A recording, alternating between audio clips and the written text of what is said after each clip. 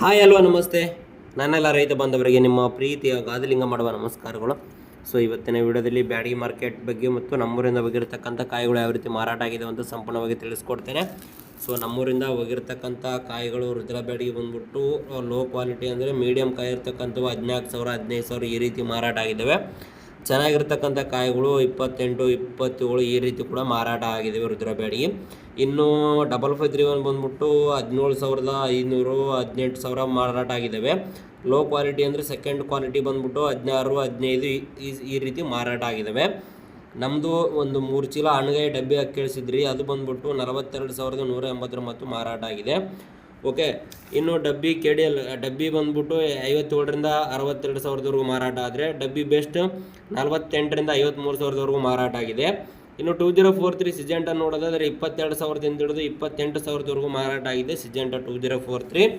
ಇನ್ನು ಡಿ ಕಾಯಿ ಬಂದ್ಬಿಟ್ಟು 20ರಿಂದ 23 ಮಾರಾಟ ಆದರೆ ರುದ್ರ ಬ್ಯಾಡಗಿ ಬಂದ್ಬಿಟ್ಟು 20,000ದಿಂದ 30,000ವರೆಗೂ ಮಾರಾಟ ಆಗಿದೆ. ಸೂಪರ್ ಟೈಮ್ ಬಂದ್ಬಿಟ್ಟು 17ರಿಂದ 20,000ವರೆಗೂ ಮಾರಾಟ ಆಗಿದೆ. 102 ಕ್ವಾಲಿಟಿ ಬಂದ್ಬಿಟ್ಟು 43ರಿಂದ 48,000ವರೆಗೂ ಮಾರಾಟ ಆಗಿದ್ದಾವೆ. ಇವತ್ತಿನ ಮಾರ್ಕೆಟಲ್ಲಿ 5531 ಸ್ವಲ್ಪ ಭಾಳಷ್ಟು ಕಡಿಮೆ ಆಗಿದೆ. ಎಲ್ಲರೂ ಸೆಕೆಂಡ್ ಕ್ವಾಲಿಟಿನ ಹಾಕೊಂಡು ಹೋಗಿರೋದ್ರಿಂದ ಕಡಿಮೆ ರೇಟ್ ಬರೆದಿದ್ದಾರೆ. ಚೆನ್ನಾಗಿರ್ತಕ್ಕಂಥವು ಕೂಡ 19,000 19,500 ಈ ರೀತಿ ಕೂಡ ಮಾರಾಟ ಆಗಿದ್ದಾವೆ ಇವತ್ತು ಬ್ಯಾಡಗಿ ಮಾರ್ಕೆಟಲ್ಲಿ. ಓಕೆನಾ? ಸೊ ಇದಿಷ್ಟು ಇವತ್ತಿನ ವಿಡಿಯೋ ಐತಿ. ವಿಡಿಯೋ ನಿಮಗೆ ಇಷ್ಟ ಆಗಿರುತ್ತೆ ಅನ್ಕೊತೀನಿ. ದಯವಿಟ್ಟು ವಿಡಿಯೋ ಇಷ್ಟ ಇದ್ದರೆ ವಿಡಿಯೋ ಒಂದು ಲೈಕ್ ಮಾಡಿ ಹಾಗೂ ಮರೆದು ನಮ್ಮ ಪೇಜ್ಗೆ ಫಾಲೋ ಮಾಡಿ. ಧನ್ಯವಾದಗಳು.